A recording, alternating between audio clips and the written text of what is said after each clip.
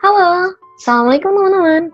Selamat datang di kelas Life Plan Pemuda, merancang hidup, merencanakan masa depan. Kegiatan ini merupakan program kerja dari tim KKN PPM UGM, Unit Gebang, Purworejo, periode 2 tahun 2020. Nah, sebelumnya perkenalkan, namaku Rani Naura, dan aku bakalan nemenin teman-teman buat belajar selama beberapa episode ke depan. Kita bakalan belajar mengenai life plan. Kenapa sih kita harus bikin life plan? Haruskah kita punya life plan? Gimana sih cara buat life plan? Dan berbagai pertanyaan lainnya semoga bisa terjawab selama 5 episode yang ada ya. Langsung aja kita masuk ke episode 1, yaitu konsep life plan. Nah, buat teman-teman yang penasaran, kita mulai aja yuk. Oke, yang pertama mengenai apa itu life plan? Life plan sederhananya bisa diartikan sebagai rencana hidup, life hidup, plan rencana. Jadi life plan rencana hidup. Oke, kalau teman-teman lihat di gambar yang di layar, itu ada salah satu contoh life plan yang aku temuin di internet. Jadi kalau teman-teman googling life plan, atau mungkin spesifiknya life mapping ya, teman-teman pasti bisa nemuin gambar-gambar sejenis dan banyak contoh-contoh lainnya. Jadi, ibaratnya nih, kalau kita liburan, atau misalnya nih, kalau orang mau nikahan aja deh, pasti bikin, atau kalau mau bikin event, pasti bikin rundown-nya kan, jam segini pembukaan, kemudian jam berapa mulai sambutan, terus ada nih acara penampilan hiburan, acara inti, acara closing, dan lain-lain. Itu pasti dipersiapkan dari jauh-jauh hari kan. Nah, kalau misalnya event-event aja, itu dipersiapkan jauh-jauh hari dan dibuat rencananya sematang mungkin supaya berjalan lancar. Apalagi hidup kita yang kita sendiri nih yang ngejalanin, dan itu cuma sekali. Kalau kata orang, kita tuh hidup cuma sekali, makanya kita harus hidup yang berarti. Nah, balik lagi ke life plan. Sebenarnya apa sih fungsi life plan? Secara umum ada dua nih fungsinya. Yang pertama, membuat arahan hidup semakin jelas. Jadi kalau kita punya life plan, kita udah tahu nih tujuan hidup kita apa, kita mau ngapain. Oh, jalannya gimana sih? Kita udah tahu. Jadi kita nggak cuma sekedar ikut arus, diajakin ikut A, iya aja, ikut B, iya aja. Karena kita nggak tahu sebenarnya kita pun mau ngapain. Nah, selain itu, life plan juga bisa jadi alat pengingat atau motivasi diri. Namanya kita sebagai manusia pasti ada pasang dan surutnya untuk iman, untuk semangat. Kayak gitu. Nah, ketika kita misalnya lagi di bawah nih semangatnya, kita harus ngelihat lagi nih, ketika ngelihat life plan, kita bakalan tertrigger lagi buat balik lagi, bangkitin semangat kita buat menggapai apa yang kita mau. Nah, ngomongin life plan itu gak jauh-jauh sama yang namanya mimpi atau cita-cita. Dan buat tahu apa sih mimpi kita harus tahu tentang diri kita sendiri. Makanya itu, ada yang disebut dengan finding me, menemukan siapa diriku. Oke, masuk ke konsep finding me. Jadi finding me ini adalah hal yang pertama banget nih, sebelum kita menentukan apa mimpi kita, gimana life plan kita, rencana-rencana yang mau kita buat, kita harus tahu dulu siapa diri kita. Dan kenapa sih kita harus mengenal diri kita? Karena dengan mengenal diri kita sendiri, yang pertama, kita akan lebih mudah buat menerima diri sendiri. Menerima kelebihan kita, kekurangan kita, dan mungkin masa lalu kita. Kita akan lebih mudah buat menerima apa yang ada di diri kita. Selain itu, kita juga nggak akan mudah iri dengan pencapaian orang lain. Karena kita udah tahu apa yang kita mau dan gimana cara menggapainya. Jadi ketika seseorang, teman kita, update foto di Instagram lagi liburan, lagi menang lomba, ya wajar kalau iri, tapi kita nggak akan mudah iri yang sampai hari yang ngedown gitu. Karena kita udah tahu nih apa yang kita mau, apa yang kira-kira hal-hal yang sesuai dengan value kita, apa yang enggak. Selain itu, kita juga akan lebih merasa puas dan bersyukur atas diri sendiri. Dengan bersyukur, oh ternyata aku punya kelebihan ini nih, ternyata aku punya potensi ini loh, kayak gitu. Nah, ada beberapa tahapan untuk menemukan diri kita. Bukan tahapan juga sih, sebenarnya beberapa cara nih, ibaratnya. Yang pertama adalah personal assessment, yang kedua river of life, yang ketiga bertanya, baru yang keempat bermimpi. Nah, lanjut aja ke personal assessment. Jadi ini buat personal assessment ini materinya aku ambil dari YouTube-nya 1% Indonesia. Kalian bisa cek juga video-videonya, banyak banget video-video yang bagus buat self improvement kita. Dan ini buat mengenal diri sendiri, aku ambil dari sana. Nah, buat personal assessment sendiri ada beberapa hal nih yang bisa kita assess atau bisa kita nilai. Bukan nilai, kita pelajarin lah dari diri kita sendiri. Yang pertama adalah personality atau kepribadian, terus kelebihan dan kekurangan, terus value atau nilai yang dianut, terus kondisi tubuh dan tujuan hidup. Masuk dulu dari personality atau kepribadian. Kepribadian ini nggak cuma kayak apakah kita orang yang pemarah dan lain-lain, tapi dalam banyak hal. Misalnya, kita tes MBTI, kita tahu nih personality kita, apakah seorang ESFP, NFP, ISTJ, dan lain-lain. Itu teman-teman bisa cek aja kalau misalnya Google, pasti ada tuh tes-tes MBTI. Tapi, aku disclaimer dulu, yang namanya tes itu cuma salah satu metode, nggak 100% akurat. Nah, terus, selain itu kita juga bisa ngeliat nih, diri kita tuh gimana sih? Di rumah, di inner circle kita, kemudian di sekolah atau di lingkungan akademik kita tuh gimana, dan di komunitas luar tuh gimana. Bisa jadi ada orang yang dia itu di rumah pendiam, tapi ketika dia di teman-teman dekatnya, dia tuh bener-bener ramai banget orangnya, kayak gitu. Pasti kita harus identifikasi dulu nih diri kita tuh kayak gimana. Atau ada juga yang di rumah dia itu ya cukup ramai orangnya, kemudian di kampus atau mungkin di teman-teman dekatnya dia tuh orangnya itu juga ramai, tapi ketika di komunitas atau ketika ketemu orang yang baru kenal, dia tuh orangnya pendiam. Nah, itu kita harus bisa identifikasi nih dari diri. Terus yang kedua adalah kelebihan dan kekurangan. Ini teman-teman juga bisa ngelihat pakai analisis SWOT. Atau kita ngelihat apa sih strength kita, apa sih opportunities kita, apa sih weakness kita, dan apa sih threats atau ancaman kita. Itu nanti teman-teman bisa ngeliat di workbooknya ya. Nah, terus apa sih kira-kira kelebihan kita dan kekurangannya? Ternyata, aku punya kelebihan, aku tuh mudah berteman dengan orang-orang. Tapi kekuranganku, aku tuh pemarah. Nah, misalnya kayak gitu. Terus yang ketiga adalah value atau nilai yang dianut. Misalnya, aku punya prinsip kalau misalnya aku harus jujur dalam segala kondisi. Jujur adalah kunci keberhasilan. Nah, dengan value yang aku anut itu, berarti aku harus selalu jujur.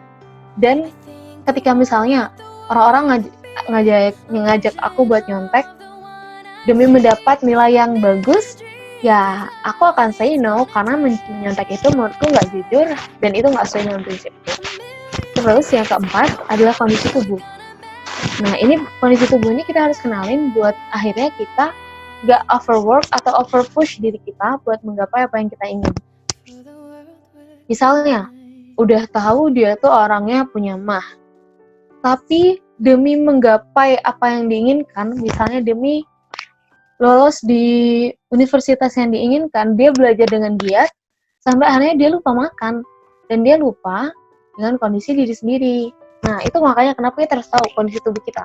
Apakah ternyata misalnya kalau aku punya mah berarti aku nggak boleh tahu makan, atau kalau aku punya asma berarti aku nggak boleh terlalu kecapean, misalnya kayak gitu. Terus yang terakhir adalah tahu tujuan hidup kita. Tujuan hidup kita tuh mau apa sih? Gitu.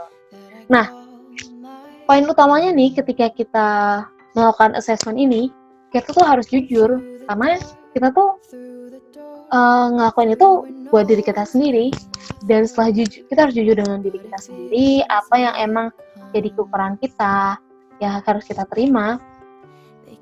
Dan emang kita harus terima diri kita sendiri. Oke, lanjut. Terus nih, selain personal assessment, kita juga bisa bikin river of life. River, sungai. Sungai hidup kita. Nah, kalau teman-teman lihat nih di gambar yang ada, di gambar ini ya. Nah, di sini teman-teman bisa ngelihat ini misalnya sungai kita, sungai kehidupan kita. Ini birth, kelahiran. Dan ini end of life, atau ketika kita meninggal. Nah, kalau misalnya aliran sungai itu dari hulu ke hilir sama dengan hidup kita. Nah, aliran ini akan mengalir sesuai waktu dan akan ada nih yang namanya poin-poin penting dalam hidup kita. Kalau misalnya contoh di sini ya, aku ambil dari internet, ada di sumbernya tuh. Misalnya di sini dari lahir dia gambarin tuh dirinya dia lahirnya kapan, terus SD, SMP, SMA-nya gimana. Dan itu akhirnya ada poin-poin penting yang akhirnya di highlight dari kehidupan kita. Apa sih yang kira-kira kita mau ceritain ke orang, atau hal-hal yang paling berarti dalam hidup kita. Misalnya mungkin bagi beberapa orang hal yang paling berarti adalah ketika dia berhasil diterima di perguruan tinggi yang dia inginkan, atau ketika dia pertama kali keluar negeri, atau ketika dia pertama kali memenangkan lomba, atau ketika pertama kali dia gajian. Semisal itu adalah hal yang penting, ya itu termasuk poin-poin penting dalam river of life kita. Makanya tadi, river of life itu merupakan metode yang digunakan untuk menggambarkan alur kehidupan kita. Dan harus kita ingat, river of life orang itu akan berbeda-beda. Jadi, kalau misalnya biasanya bilang rumput tetangga lebih hijau, maka sungai orang gak mesti lebih jernih kok, kayak gitu. Kita punya alur kehidupan kita sendiri, orang lain punya alur kehidupan diri sendiri. Dan harapannya ketika kita mungkin membuat river of life kita dan mungkin sharing nih dengan orang-orang, kita nih jadi bisa tahu, oh ternyata dia hidupnya kayak begini, dan akhirnya kita bisa mempelajari, mengambil hikmah baru dari kehidupan orang lain, sekaligus membuat kita lebih bersyukur atas hidup kita. Tuh. Dan lanjut lagi, tadi udah personal assessment, terus ada river of life. Selanjutnya kita harus bertanya nih ke dalam diri sendiri dan bertanya ke orang lain. Aku hapus dulu ya. Oke, kita hapus. Oke, jadi yang bertanya tadi, kita harus bertanya. Tanya ke dalam dan keluar. Ke dalam berarti ke diri sendiri, dan keluar berarti ke orang lain. Nah, buat menanyakan pada diri sendiri, ini termasuk ke dalam yang tadi ya, personal assessment. Sementara buat menanyakan ke orang lain, kita tuh bisa nanya pendapat orang lain tentang diri kita. Misalnya, bertanya nih ke teman dekat kita, sebenarnya menurut kamu, aku tuh gimana sih? Kelebihan-kelebihanku tuh gimana sih? Dan lain-lain. Dan buat menghindari yang namanya mungkin informasi yang terlalu banyak, kayak gitu, kita bisa menanyakan ini ke orang-orang yang memang kita pilih, yang emang benar-benar kita percayai dan sekiranya benar-benar mengenal diri kita. Jangan sampai kita cuma ketemu sama seseorang itu sekali, terus kita nanyain ke dia, buat kamu aku tuh orangnya kayak gimana sih? Mungkin buat basa-basi itu bisa, tapi buat kita jadikan pertimbangan buat assessment diri kita, itu kurang pas kayak gitu. Jadi bisa tanya tuh, mungkin bisa jadi ada nih hal-hal positif atau negatif dari diri kita yang sebenarnya selama ini kita nggak sadarin. Misalnya kita tuh selalu ngerasa kurang bisa menangkap pelajaran ketika di kelas, ngantuk terus dan lain-lain. Tapi ternyata setelah kita tanyain ke teman kita tuh bilang, kamu tuh sebenarnya bukan lambat menangkap pelajaran loh. Kalau misalnya kamu lagi merhatiin, kamu tuh bisa langsung ngejelasin, bahkan ketika kamu tidur pun, kamu begitu bangun, kamu bisa ngerjain, tapi memang kamu agak males sekarangnya, misalnya kayak gitulah. Dan itu makanya kita harus tanyain ke teman-teman dekat kita, atau orang-orang yang benar-benar mengenal diri kita. Oke, itu tadi Finding Me bertanya.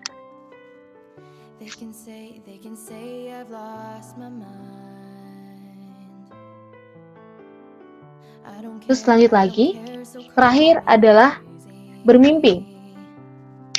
Bermimpi menemukan tujuan hidup. Ada salah satu metode yang bisa dipakai untuk menemukan nih tujuan hidup kita. Itu ada metode Ikigai. Metode Ikigai ini dari Jepang, yang kalau misalnya diartiin bisa diartikan sebagai alasan untuk hidup atau tujuan hidup. Ini kalau misalnya di bukunya nih ya, teman-teman bisa ngeliat bukunya yang sebelah kiri. Ikigai itu merupakan rahasia hidup bahagia dan panjang umur orang Jepang. Nah, Ikigai ini ada diagramnya nih. Poin dari Ikigai ada 4 poin secara basicnya. Yang pertama, what you love. Apa sih yang kamu sukain? Apa sih yang kamu sukain buat ngelakuinnya kayak ya happy-happy aja karena aku suka. Terus yang kedua, what you are good at. Di mana sih yang kamu bagus? Di hal apa sih yang kamu punya skill yang bagus gitu. Terus ada what the world needs. Apa sih yang dunia butuhin saat ini? Terus ada juga what you can be paid for. Kira-kira kamu tuh bisa dibayar buat apa? Aku ngasih contoh gampang deh. What you love, apa yang kamu sukai dan cintai. Misalnya, aku suka nyanyi, aku suka main alat musik, dan aku suka nyanyi. Itu what you love. Terus what you are good at. Kebetulan aku bisa main gitar, dan aku juga bisa nulis lirik lagu. Nah, ketika apa yang aku cintai dan apa yang aku bagus di dalamnya digabungkan, itu menjadi passion.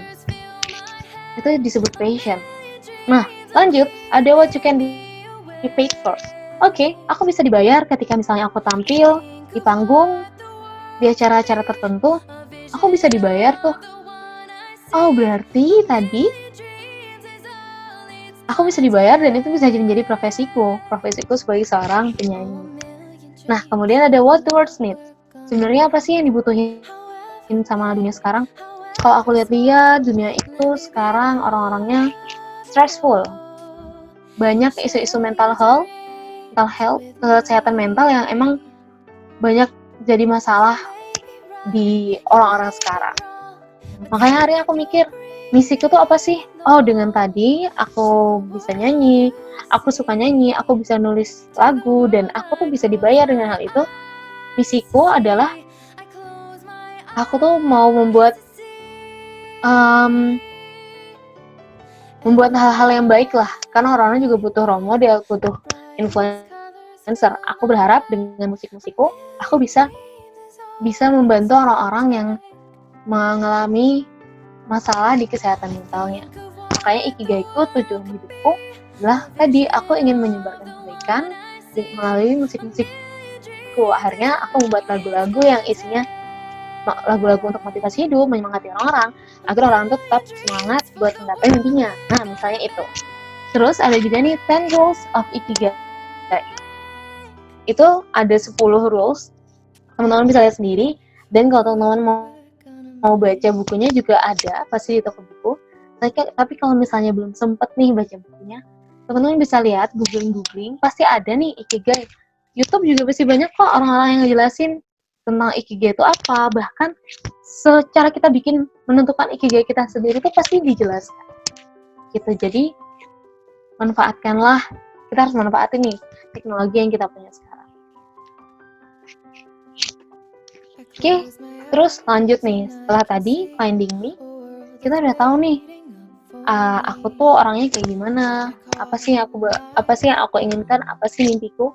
Dan tadi ketika kita punya mimpi atau tadi tujuan hidup, kita baru bisa membuat life plan. Oh ya, aku lupa jelasin tadi terkait tujuan hidup ya. Tujuan hidup itu harus mengandung unsur kebermanfaatan. Jadi ketika misalnya itu sifatnya masih terlalu egois, menurutku pribadi itu bukan tujuan hidup. Misalnya, ketika orang tujuan hidupnya tuh aku pengen menjadi kaya, orang paling kaya nomor 1 di Indonesia. Itu mungkin terlihat seperti goals, tapi sebenarnya itu kurang pas karena itu masih egois buat diri dia sendiri. Nah, ketika itu nggak ada unsur kebermanfaatannya, rasa keterikatan buat kita dan nge-push diri kita buat menggapai itu tuh kurang. Sampai akhirnya mungkin ketika sudah menggapai hal itu, kita tuh nggak tahu sebenarnya kenapa sih aku harus jadi orang paling kaya nomor 1 di Indonesia.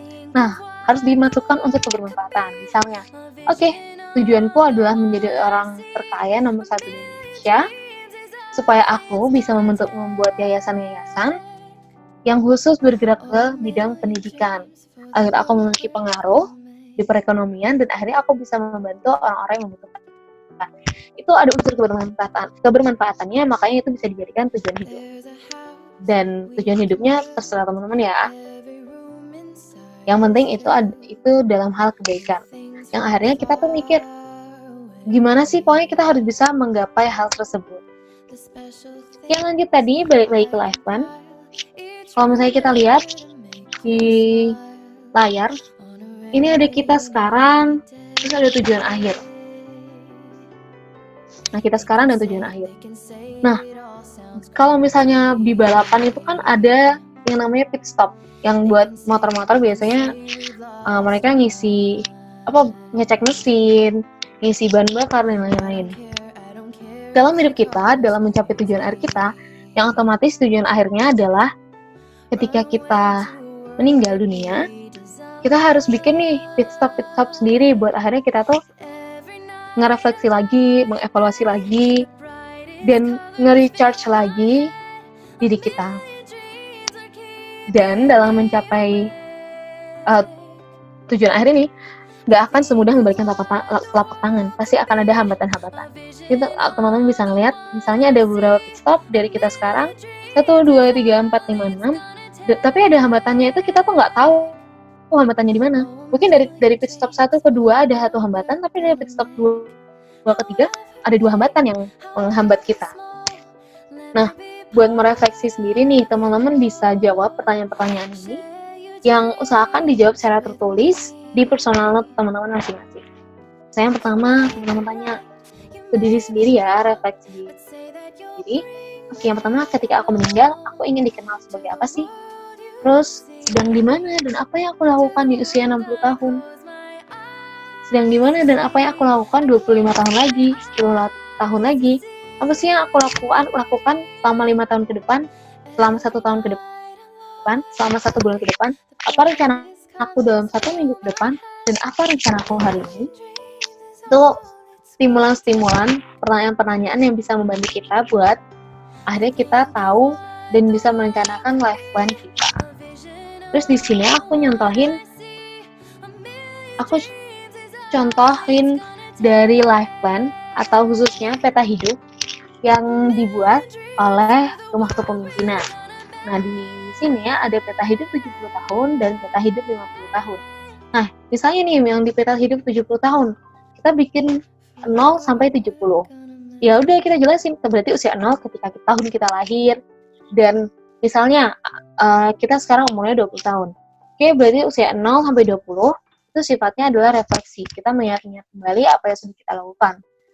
Apa pencapaian kita, apa sih yang dulu jadi keinginan-keinginan kita. Itu dari umur 0 sampai usia kita sekarang.